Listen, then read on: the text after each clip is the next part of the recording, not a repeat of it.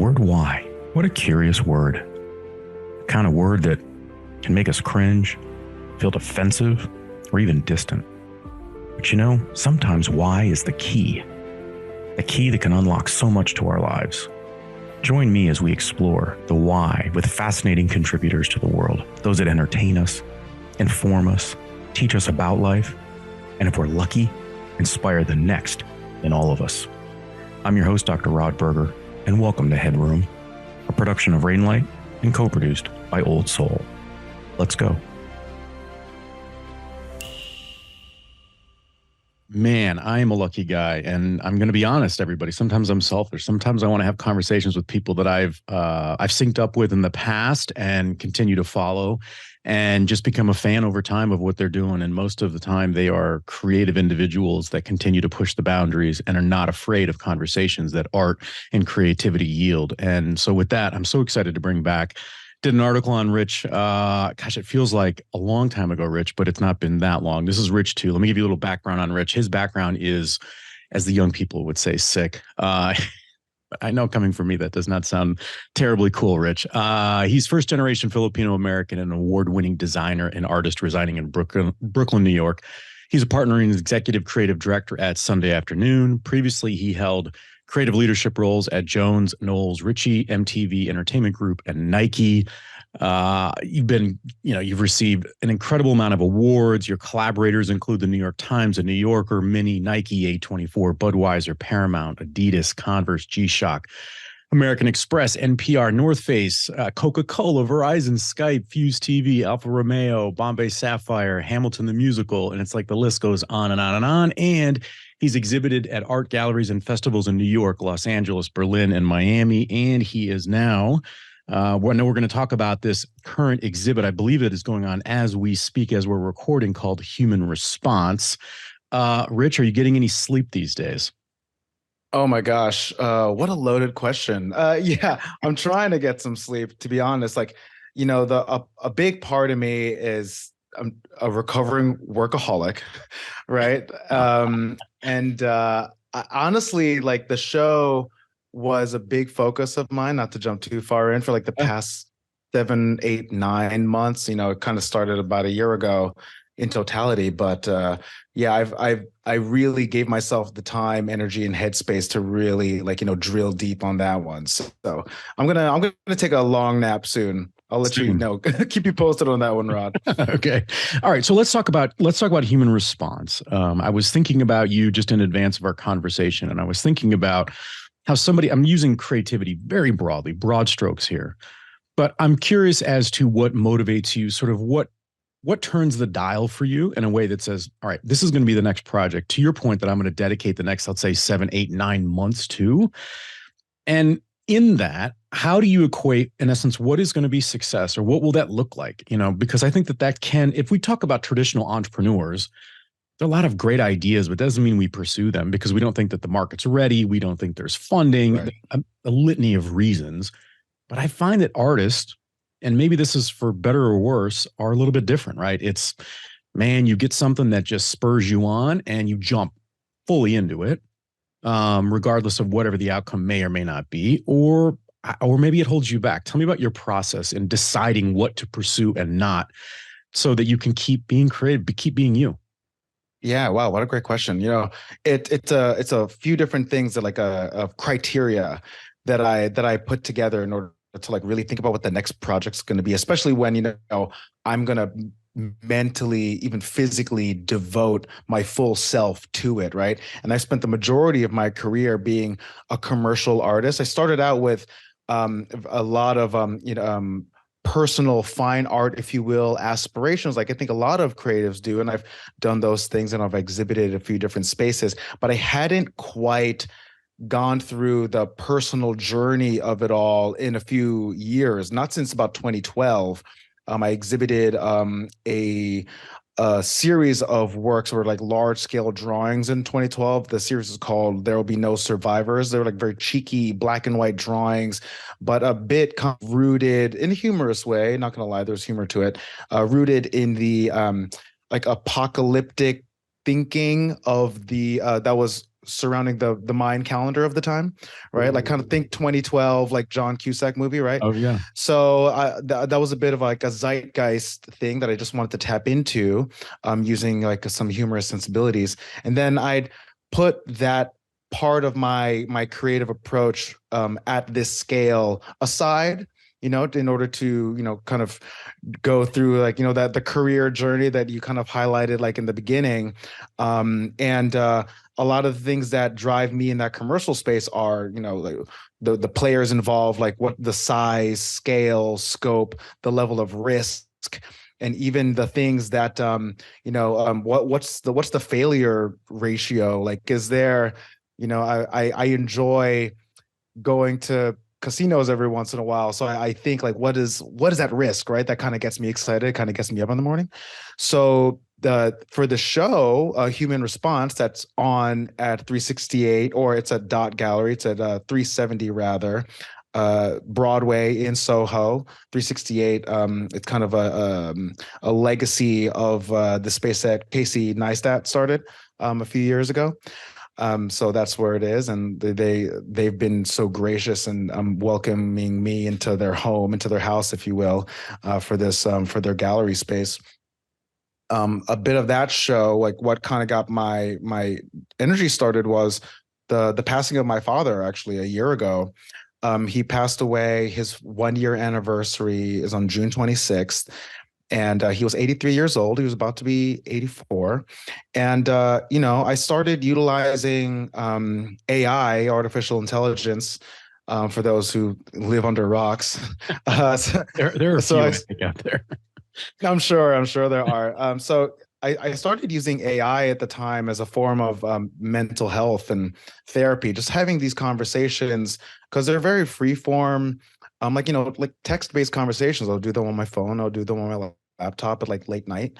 And, just in order to tap into some sort of other type of broader conversation where I felt that there was something responding, if that makes any sense. I know it's like artificial intelligence, so in theory it should respond, but I wanted to feel like there was someone on the other side of this.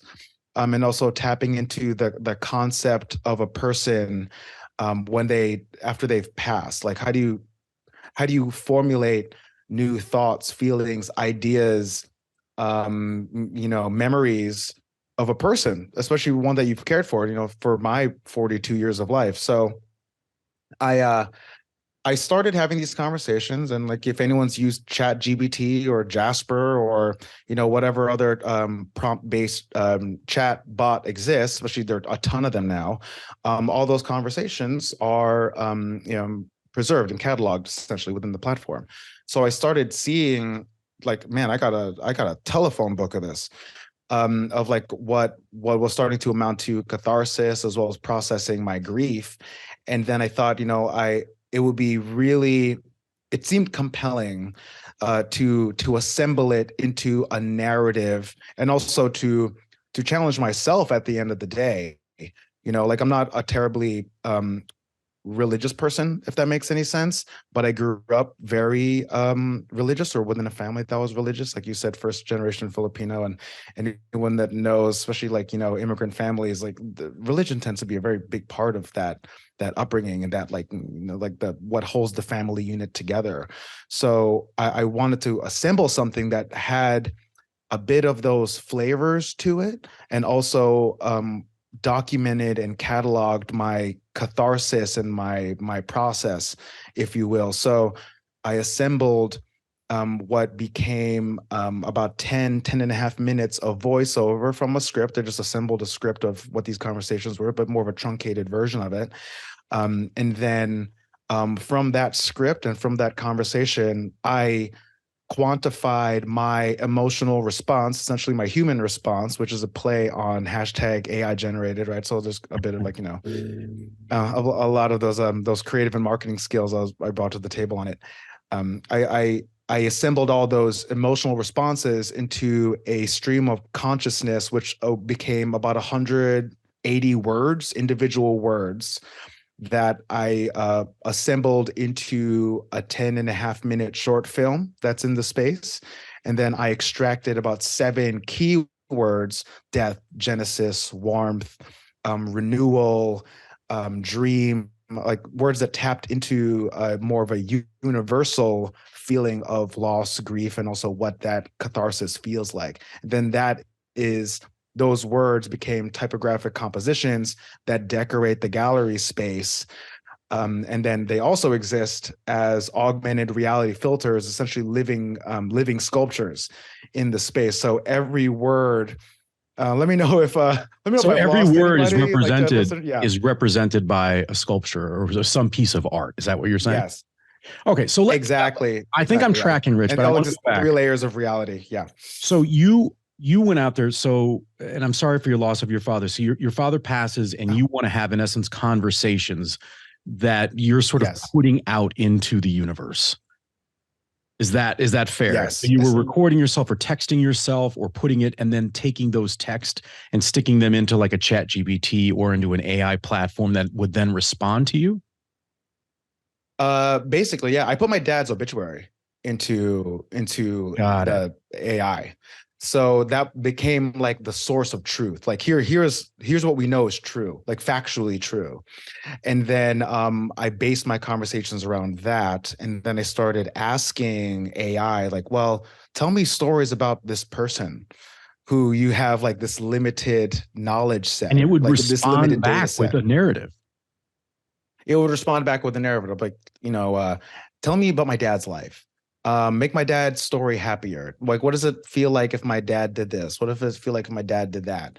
Is my dad in heaven? Is my dad in hell? Like, I would ask all these really big questions and allow myself to be vulnerable with this otherworldly force, as in AI. So this is fascinating because and I'll get it wrong and maybe people can look it up, but I believe it's on Netflix. And I think it's a documentary called like Earth Storm or Storms. And it's like a series of like mini docs on storms that have just devastated certain parts of our planet. And there was one I can't remember if it was a tsunami or whatever in Japan, but they had put up a telephone booth where survivors or family members of those that had perished could go and pick up the phone. And this one elderly gentleman, he would go on I don't think it might have been a daily basis, and he would go in this telephone booth and basically call his wife, right? And it was this process of going and just picking up a phone that didn't have a dial tone, and in essence reenacting a conversation. So am I tracking in just sort of the experience that he was having maybe, and what that did for him, and what you were doing, obviously an updated version baked in technology with AI, but man, it screams of similarities to me. Yeah, no, that's a great analogy. Like, yeah, definitely. Like, there's a lot of connection points there, especially I think what that person you're talking about, what they were seeking, I think is akin to what I was seeking as well. What did you learn about yourself? I mean, I'm wondering about, I was going to ask you as you were starting, and then I thought, well, wait a minute, that's sort of going off in a different tangent, but maybe it does apply. I was wondering where sort of insecurity, how close to the surface is insecurity when it comes to the way in which you think creatively? And I can only imagine, I lost my father over a decade ago, but I can only imagine that if I'd gone through a process like that and I had sort of seeded a platform with this information tied to, let's say, the obituary, the kinds of conversations that would happen, and whether my analytical brain would say, well, that's not true, or that doesn't make sense in the response that I'm getting. Like, would I allow that to seep in?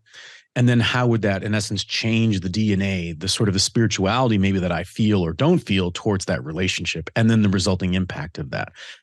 Talk a little bit about sort of being vulnerable in a space, because to your point, to be an artist and to be creative, you've got to be vulnerable, I would imagine, to some extended manner, so that you can feel and relate to whatever it is you're creating. But what was the impact to you? Wow, that's a great question. Well, I walked in the door of, like, at least the conversation door, even before I thought it was going to be a show. I didn't treat AI like it was my father, if that makes sense. I didn't say like, hey, you're my father, tell me something. It was more like, tell me about this person. So that was a bit of a rule that I It was established early. Yeah, it was exactly. It was a framework for it. in order to get, like have conversations about this person I felt tremendous like loss about. And then when I started conceptualizing it as a show, I tapped into a really good friend of mine. His name is Che Morales, and he's our curator, and he's curated for like a lot of great artists. He's worked with like individuals like Chantel Martin or Anna Park, or Heather Day. He's also curated for a lot of prestigious galleries in New York City and Chelsea and SoHo. He kind of helped Sherpa me through, I think, the actual show of it all, the exhibit of it all. And he really pulled out of me the level of vulnerability. I'd stepped in from a very tactical, practical, I think the show can be this. I think it can look like this. It can be typographic and also feature these compositions. And maybe there's a technological angle to it. I was thinking about it like back in when I was at MTV or back when I was at Nike. It's like, here, it could look like this thing. I'm going to over intellectualize it. I'm going to take all my emotion out of it. Let's talk about milestones and how to get it done. Right. But then Che really pulled out the emotional core of it. It's like, you really have to tell the viewer and tell your audience, like, this is how you got here. Like, let's start with the emotional core of my dad's obituary, and that's actually displayed at the gallery. So that's kind of like part of the beginning of the linear journey, and then we kind of put up some didactic materials that allow for not just the framework of why these words resonate, and also why I thought the conversations mattered, but also the script in and of itself.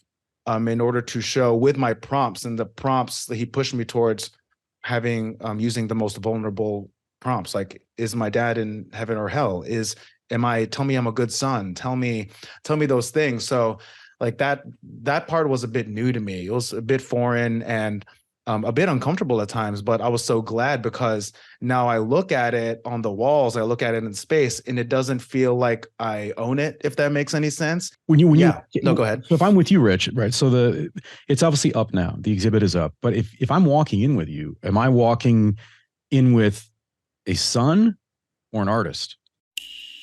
HeadRoom is produced by Old Soul, a one-stop marketing agency that understands the power of brand and nuance. Reach out to my guy Matt at Old Soul and supercharge your brand and content strategy. That's Old Soul. Shoot Matt a note at aoldsoul.com. That's AOLDSOUL.com. And now, back to our guest. I think you're walking in with an artist. Really? I think you're walking with an artist. You have a healthy, well, not detachment, but maybe relationship to the space between you, your dad, and the art? Yes. Now I do. Like when if you saw the behind the scenes of like putting the space up, like, you'd probably see like all the tea and hear all the tea. Yeah. But I had a crazy cathartic moment for the opening reception. We opened up on Friday. There was a bit of a doom cloud situation that happened last Wednesday that went pretty viral. We had to move our opening reception a couple of days. But on Friday, I had the craziest cathartic emotional response to the crowd in the space, telling them the background of the space. And then I just felt such a release. And I was so grateful for it. There was a bit of that indulgence, right? The space in and of itself is indulgent, but I feel that it's not self-indulgence, more like really providing the context. And then every time I've gone in since, it feels as I'm an observer within the space in and of itself. So I really think you're walking in with an artist. I mean, I'll tell you, of course, I am my father's son and my relationship to the material, but it feels very, very healthy now. It does feel healthy now. Yeah.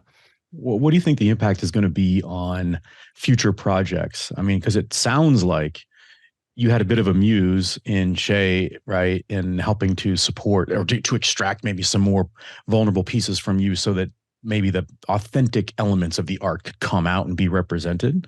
Are you willing to take more risks? You talked about going to Vegas, right, and sort of playing your hand at the table, right?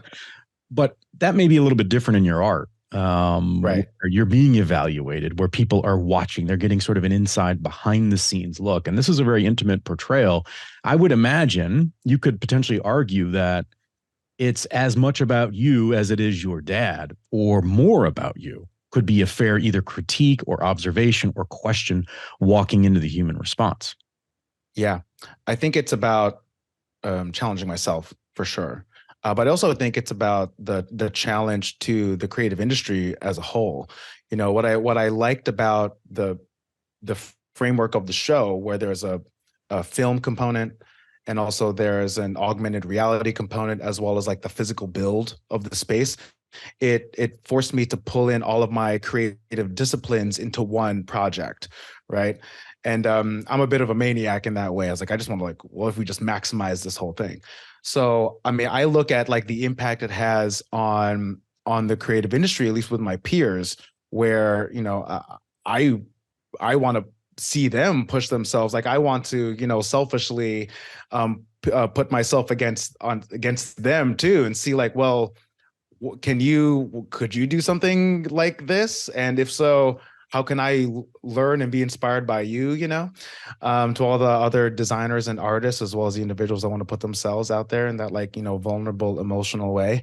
I think also when it comes to my own work, I think the deeper effects it's going to have are pushing the tech of it all. Like I'd done augmented reality before, but very simple, like more commercial based work. This is the first time I'd really seen a convergence of technology and design, and also traditional forms of art brought together in one space, but really related to artificial intelligence in this way. And I'm sure there's going to be so much more. We are in that era of artificial intelligence. So this is probably one of the first drips in like what's going to be like a stream and eventually a waterfall. But I like the idea of time stamping this technological moment that we're in, and then seeing how that progressed. Because I want to keep going more, maybe with a different subject. But it's like bigger and scope and scale is like the ultimate goal. That's so curious that you're willing to dive deeper, because I think the general public would think about artists that specialize in different forms of art, that in essence that's their thing. And to go beyond that, they do run the risk of not being, in essence, I guess, received well, viewed as talented in that space. It's like, if I'm in watercolors, I'm in watercolors. If I'm in sculpture, right, I'm in sculpture. If I'm in film, I'm in film. If I write, I write. Right. Do you think that this is indicative of a new wave of potentially the younger generation that has a better grasp on, in essence, themselves within their own space, and to include digital spaces? Because I think my generation, I'm just a tick older than you, is I don't think we kind of grew up with that individual kind of voice, right? We were sort of part of a mold. It was, you still thought about 9 to 5. You still, like, I grew up in Detroit. It was still like, do you work for a supplier to the big three? It wasn't about being an entrepreneur or going out and venturing within your own voice, for your own voice, for the purposes of creating something new and different.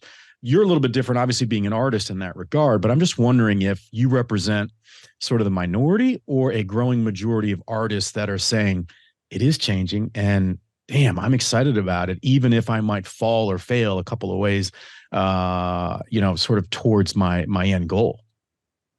I sure hope it's the latter. You do. Yeah, for sure. Like I kind of came up as valuing authorship or individual authorship, even when it came to a commercial space. So like there's always that level of risk, and also that personal approach. But at the same time, I've always chased my curiosity and wanting to change the format that I operated in, either by virtue of being asked and then finding something I was interested in, or just having an intentional, wanting an intentional pivot. Like even when I worked at Nike for a couple of years and started doing footwear, that was, Nike asked me if I wanted to live in Beaverton, Oregon. I was like, yeah, that's cool.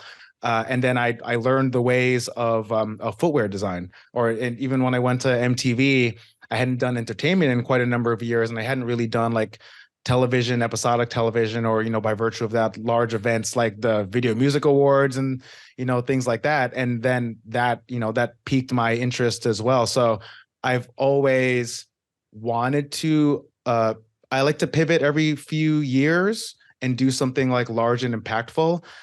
So like this is also trying to tap into that sensibility about myself. So do you get an itch when it comes, like, do you kind of look back and say, man, every 3 years or every 4 years, like, how does that work? And is it that you're running from something or towards something? Oh, whoa. What? What a deep question. Damn, Rod. I didn't know we were going to go there.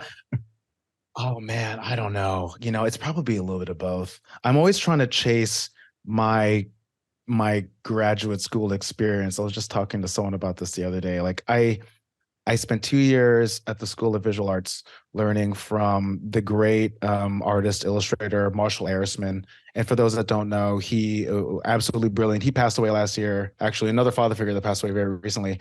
And he did the original book cover to American Psycho Wow. from Bret Easton Ellis. And also he did a very iconic Time magazine cover from the early 80s with Darth Vader on it. Like if anyone watched the show Freaks and Geeks, then the main character opens up his locker at the beginning of every episode. There's a Time cover with Darth Vader on it because they're all a bunch of like geeks. Like Marshall did that cover as well. His work has very emotional, kind of like Francis Bacon-esque energy. So I learned under Marshall for 2 years, as well as like a bunch of other amazing creatives, educators, and they pushed me so hard, not just in terms of process and creative approach, but also kind of showed me the ways of personal authorship that I've always seeked that type of experience, either by putting myself in a new setting, like learning from a new community, or kind of, jumping headfirst into a new project. And whether it's like, large identity, like working on the Paramount Global rebrand, like I was doing for a majority of last year, or, kind of setting up and establishing the Human Response Show. It's so, I know this is a podcast, so people won't potentially see the video of this, but when I asked you that, if you're running from something or towards something, like the physical response you had was fantastic, and incredibly human of you as we talk about AI and technology and sort of representing our human experience. Do you think it's kind of necessary? It's like yesterday, and I'm breaking the cardinal rule of podcasting or radio where I'm time stamping, but yesterday I spent time with Bobby Bones, from American Idol, Dancing with the Stars, youngest to be inducted into the National Radio Hall of Fame. And he talked about sort of that underdog status. He's had that his whole life. He came from a very impoverished environment in Arkansas. And yet, like, I walk away from spending time with him going, he's got to have that as part of his sort of mojo. Like, if he sort of realizes the success that he's accomplished, that could potentially impact the way in which he sort of moves forward. In essence, that's what I love about the push-pull of a creative, is I can see it even just in our Zoom, Rich. It's like, you want to push the bounds, but man, you don't want to forget the past, because without that, there's a symbiotic relationship. Can you feel when that symbiotic relationship between what you want and what you've come from are either out of balance or are getting too close? I think that, well, one, I agree. I totally agree. Like, there is that symbiotic relationship for sure. I feel like I could lose it at any moment. I don't know. Do you feel the same way? I think that, or I have like this innate fear that my creative abilities will either disappear or something will flip. So I've spent the past few years like really trying to maximize every single moment. And maybe that was a thing for my dad too, because he was an architect. So he maximized a ton. He taught me a lot about creativity. So yeah, like I'm always just trying to push. And anyone that I look up to, they've had this zone of just, creative output where there was like either a decade, 2 decades, 3 decades. I think the ones that we love keep it going for as far as possible, but it's about frequency and length for me, for sure. Can you relax? And is there a period of time where if you truly shut it down, whatever that means to you, that you start to feel uncomfortable because you feel like you might lose that edge or that creative eye? I am the worst at taking vacations. I do not know how to take a vacation. Just for a little bit of backstory on that too. So I had a role last year at an awesome branding and identity firm. But I felt that, maybe it wasn't the best mix of parts, right? So I chose to step away after a year, and I've since found a great home at Sunday Afternoon. But I went a sabbatical, technically, quote unquote, sabbatical for 6 months. So I left in the beginning of January, but with intent, we kind of like I was also intently choreographing what my next move was going to be. I think I knew it, and a lot of people knew it. But I wasn't collecting checks for 6 months. Longest time I had been quote unquote out of work. And in that entire time, and I had the intent of traveling, going around the world, spending, time with my fiance and, kind of working on the show, which ended up being a massive undertaking, a job in and of itself. But the entire time I kept thinking, okay, what's the next thing? How am I going to keep myself busy working on this show? I was just, on the phone all the time, on the computer all the time. It's nonstop. And I genuinely wonder if that part will subside in me, like, or what is that path? Or what does that journey even look like? Yeah, for very specific story, I spent some time in Orlando with the intent of going to Disney World and Universal Studios. Right? My family used to go there all the time when I was a kid. I was like, you know what? I'm gonna go to a shit ton of theme parks. I don't know if I can curse. Well, I'm going to a bunch of theme parks. That's the way to relax. And the entire time I was still on my phone trying to put together this show. I was like, I just don't know how to chill out, dude. It's so interesting because I think about young kids and I think about how they are so overprogrammed and scheduled. It's almost like if they don't have something in an afternoon, especially in the suburbs of America, it's like something's wrong if they don't have something planned. Yet, if I was to say, gosh, I want another generation of Rich Twos out there, right? Sort of this next gen, and you're still obviously a very young guy, it's like I want them to have some creative space and freedom of thought and time. But man, that's something in our culture, especially in America, that I don't think we celebrate in a way where we carve it out, we respect it and say, you know what, sometimes it's okay to watch paint dry, literally. It's a joke with kids when they get like, they don't have a screen. It's like, man, why don't you watch paint dry? They think it's like, no, seriously, like just relax. It's okay. In 1987, I promise you, dad wasn't on a screen. Yeah, for sure. I now I'm a bit more conscious. Like before, like when I was a person manager, creative manager earlier in my career. I don't know how you've been, but like earlier in my career, I let my intensity affect the people around me. Yeah. But now I've been really good. I've tried to be good about compartmentalizing like my personal my headspace and not letting that be like, hey, just because I operate like this doesn't mean that you need to operate like this. And that's been actually very intentional for me. I think since it's like 2016, 2017, I started really, really doing that. Where it's like, hey, if I send you an email, if I send you like a Slack message at 6 a.m. or 1 a.m. or something, please ignore me until this. I have to put in parentheses, ignore this until this time. I just have to say this thing. You know, I could go on for hours with you. I think you're terribly fascinating, very engaging, and inspirational on so many levels. I want to make sure that people can learn more about human response and sort of where they can either get sort of a taste of it, even if they can't make it to New York. Where should they go, Rich? They can go to Dot Gallery, and it's at 370 Broadway in Soho, New York City. The last date of the exhibit is Saturday, June 24th. It is an immersive exhibit about processing grief in the era of artificial intelligence, and it features a film, physical pieces, as well as augmented reality works. So I think you can spend probably a good 30 minutes in this like, kind of small 2,000 square foot little gallery, so to speak. So yeah, like, and also one of the goals is to kind of take it around and show it around. I think it's a space that can sit within like the Brooklyn Museum, if you will. Like the build is really fantastic, and I'm not saying that because like I was a part of it, but really the team came together. There was about a small army, about 15 people that really physically contributed either their creative talents or were physically putting up walls. Like literally it's a custom build, brand new walls. There's a unique viewing box experience that's meant for like a very personal space. So yeah, I really encourage those that are in the area to check it out. Man, keep being you, Rich.